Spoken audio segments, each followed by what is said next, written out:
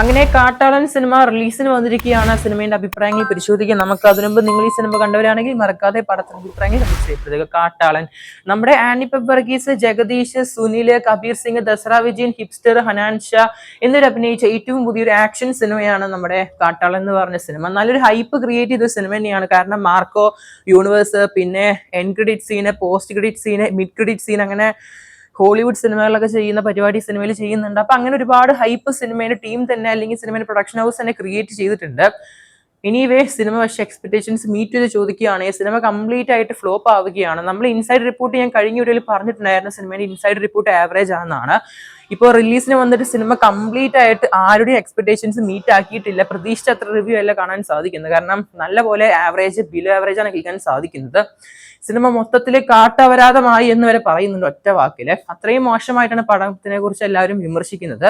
Even degrading ആണോ ചോദിക്കുകയാണെങ്കിൽ almost സിനിമേന്റെ 90%-ലും 20% മാത്രമാണ് സിനിമയിൽ പോസിറ്റീവായിട്ട് കേൾക്കാൻ സാധിക്കുന്നത്. അതിൽ കൂടുതലും ഒരേ അഭിപ്രായം തന്നെ വീണ്ടും വീണ്ടും പറഞ്ഞ ഒരുപാട് പോസ്റ്റ് കാണാൻ സാധിച്ചു എക്സിലായിട്ട്. അങ്ങനെ ഫേക്ക് ആയിട്ട് ഒരുപാട് റിവ്യൂസും കേൾക്കാൻ സാധിക്കുന്നു. ഡീഗ്രേഡിംഗ് അല്ല, ആക്ച്വലി പടം കണ്ടവരുടെ അവസ്ഥ തന്നെയാണ് കേൾക്കാൻ സാധിക്കുന്നത്. സിനിമ കണ്ടവരെ സിനിമയെ കുറിച്ച് കൂടുതൽ പറയുകയാണെങ്കിൽ സിനിമയിൽ ആക്ഷൻ സീക്വൻസ് ഉണ്ട്, അതുപോലെ തന്നെ സിനിമയിൽ മാസ് എലമെന്റ്സ് ഉണ്ട്. പക്ഷെ ഒന്നും എക്സിക്യൂട്ട് ചെയ്യാൻ സാധിക്കുന്നില്ല പ്രോപ്പർ ആയിട്ട്. ഒരു ഹൈ മൊമെന്റ്സ് ക്രിയേറ്റ് ചെയ്യുന്നില്ല. ഇതൊക്കെ സിനിമയിൽ കാണിക്കുന്നുണ്ടേ പോലും.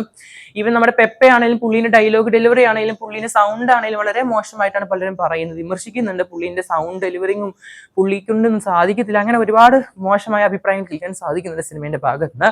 ഈവൻ ഹനാൻഷേനെ തന്നെ ഒരുപാട് പേര് വിമർശിക്കുന്നുണ്ട്.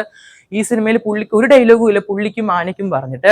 അങ്ങനെ ഒരുപാട് കോമഡി ആയിട്ടും സിനിമയിൽ ഒരുപാട് എലമെന്റ്സ് എടുത്ത് പറയുന്നുണ്ട്. പിന്നെ സിനിമയില് വില്ലനൊക്കെ നല്ല പോസിറ്റീവായിട്ട് റിപ്പോർട്ട് കേൾക്കാൻ സാധിക്കുന്നു. പുള്ളിക്ക് നല്ല ക്യാരക്ടർ കൊടുത്തു എന്നൊക്കെ പറഞ്ഞു. സിനിമയുടെ മെയിൻ പ്ലോട്ട് പരിശോധിക്കുകയാണെങ്കിൽ ഒരു gangster, cartel, smuggling, action drama ആയിട്ടാണ് പോകുന്നത്. പക്ഷെ ഒന്നും സാധിക്കുന്നില്ല ഈ കഴിഞ്ഞ 2 മണിക്കൂറിൽ.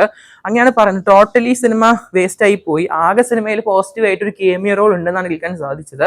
പിന്നെ ഈ പ്രൊഡക്ഷൻ ഹൗസിന്റെ അടുത്ത സിനിമകൾ അനൗൺസ്മെന്റ് ആണ് ആ ഒരു എൻ ക്രെഡിറ്റ് സീനെ, post credit scene, mid credit സീനിൽ കാണിക്കുന്നത്. അപ്പൊ ആ ഒരു ഫാക്ടറൊക്കെ പോസിറ്റീവാണ് സിനിമയിൽ ആകെപ്പാടെ ഉള്ളത്.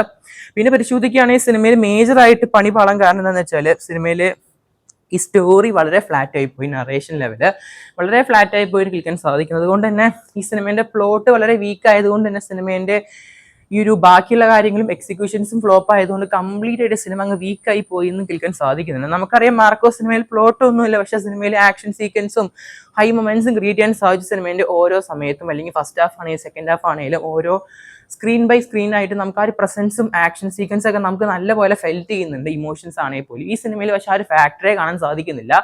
ഈ പടത്തിന്റെ സ്റ്റോറി ഏറ്റവും വലിയൊരു മൈനസ് തന്നെയാണ്. കാരണം പ്രോപ്പർ ആയിട്ടുള്ള ഒരു സ്റ്റോറി സിനിമയ്ക്ക് ആ ഒരു ബാക്ക് ബോൺ കാണാൻ സാധിക്കുന്നില്ല സിനിമ നറേഷൻ ലെവലാണെങ്കിലും. പിന്നെ സിനിമയിൽ ആക്ഷൻ സീക്വൻസ് കാണിക്കുന്നുണ്ട്, മാസായിട്ട് ഒരുപാട് കാര്യങ്ങൾ കാണിക്കുന്നുണ്ട്.